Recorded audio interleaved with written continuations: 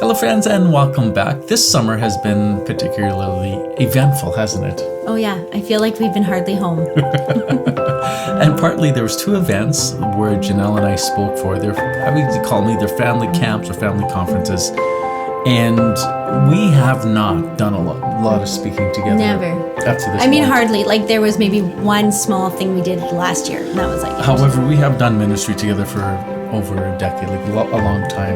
Right. But we just never have stood side by side delivering a talk. And so we were asked to speak on life and family and motherhood and fatherhood and would you say, and then so we needed some inspiration, and we'd like to share with you a book that has been partly inspiring our inspiration for our presentations. Right. It was actually funny because it was a few weeks before we were to give a presentation, and I was kind of like just trying to get some inspiration, and a friend of mine just handed me this book. We were at her house, and it's called Parenting for Eternity. Get back here. Oh, sorry.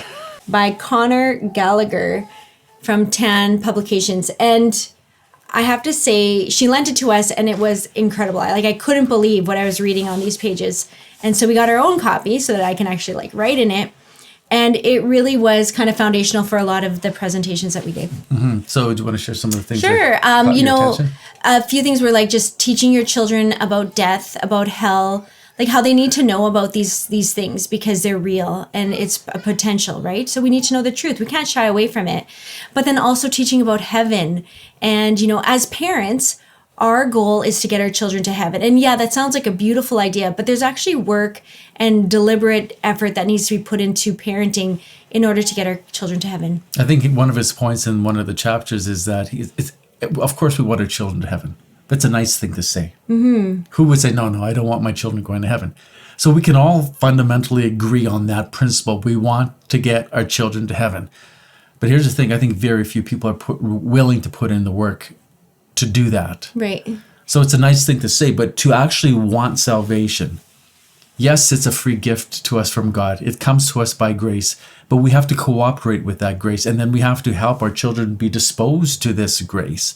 I just don't think they naturally all of a sudden float into heaven because concupiscence tells us we float the other way. And so do we want our children to go to heaven? Yes. Therefore, we have to be intentional about how we're raising our family. Mm-hmm. That's different, fundamentally different than the way the rest of the world parents children. And it was interesting because he was talking about beauty. And I personally don't like to spend a lot of time, making myself beautiful. So I don't like going to a hair salon because it takes so much time. And so every once in a while I'll dye my own hair and it takes up a whole hour. And I just don't even like giving that time. Comes from a box. It comes from a box. But, I'm just not quite ready to let the hair go gray. Is that vain? Anyhow, but he was talking about how much effort do we spend in taking care of the bodies of our children. And he talks about how an earthly person can be incredibly beautiful in appearance, but vile. And their personality and their demeanor can be very evil, right? We've seen that. We've seen very beautiful looking people who do not live very moral lives. And he said that to get to heaven, it's almost like the contrary, where somebody who is incredibly beautiful might not get to heaven. Their soul might not be beautiful because of the way they've lived. And whereas somebody who might be very, maybe not desirable in the eyes of the world may live an incredibly holy life, and therefore their body will be glorified to a degree that parallels how they live their life. And they will be beautiful. And they will be beautiful. In heaven for all to see for the glory of God. Mm-hmm. From Happiness of Heaven by Father Boudreau. Hence, we see personal beauty in pagans and infidels, as well as in Christians. Beautiful persons may be very wicked, while deformed ones may be very holy. Not so after the resurrection. The more holy they have been in this life, the more beautiful and conformable to the glorious body of Jesus they shall be. So he goes on to talk about how, we can invest a lot of money into taking care of the bodies of our children, going to very special doctors, making sure that they eat well, getting all the physical activity in. But not that those are bad things, But at the same time, how much effort and time are we putting in to taking care of the soul? And to the degree that we care for the soul and the holiness, the holy life that we've lived, that will then depict the degree of beauty that we will have in heaven. When you first brought this point to my attention, I thought of the apparitions of Our Lady. Mm-hmm. And there's never been somebody who's an improved apparition where they've seen Our Lady and thought, she's kind of homely looking. Oh, never. They all say, she's so beautiful. Every apparition, every visionary says Our Lady is beautiful. Mm-hmm. Why is she beautiful? Because she's holy. Mm-hmm. And that's something that we forget in this world. She's beautiful because she's holy. She's reflecting the beauty and glory of God. And that's a lesson for us. Mm-hmm. The most beautiful in heaven are those who are mostly united to Jesus. Mm-hmm. But I think sometimes we can put our minds to things of the world, and it can skew what we see as beautiful. Right? And to acknowledge that there is a natural beauty with some people. Like, symmetry is part of... Beauty is not simply subjective. There's an objective reality to beauty. So when someone has a symmetrical face, it's more beautiful than if it's a little bit off. There's a splendor that goes with beauty. When the parts are working together as a whole, that also makes something beautiful. If something's made up of a whole bunch of parts and one of the parts is missing, it's not as beautiful if it had all the parts together. So I just want to say that there's something beautiful. There is a beauty within this world, but a beauty that extends into eternity with regarding heaven. It's those who are holy. And I think that's why sometimes when you see art that just seems like very distorted, there's something you're like, it's just hard to look at. It really is hard to look at when you're like, this just doesn't make sense. Or if you go into a modern cathedral and the stained glass windows need the artist to interpret their meaning, there's something off there. If they're so chaotic that you need the artist to interpret their meaning and they don't speak of themselves, of a greater transcendence of beauty, yeah, get rid of that modern art in those cathedrals. Another topic, maybe. Okay.